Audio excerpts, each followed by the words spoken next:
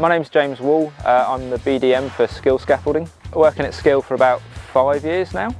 I get involved in various things within the company.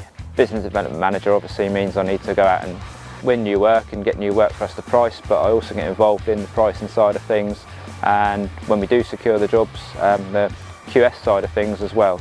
So we've had LIFTBOT for just over 3 years now. It's been interesting. It's been really good to work with the team at KEWAZO. They're all pretty reliable, responsive. They know exactly what they're talking about when we've got any queries with the LIFTBOT. It allows us to sort of price jobs. Its main use for high-rise projects like the one I'm stood in front of here. It allows us to look at jobs where you usually sort of send 8 to 10, maybe 12 men at once. It allows us to look at it from a different angle. It means we can replace sort of the men that are chaining gear up in the middle of the project. With the LIFTBOT, we find it really comes into its own when we're putting it on jobs which are sort of 15 metres up to sort of, well, anything higher than that really.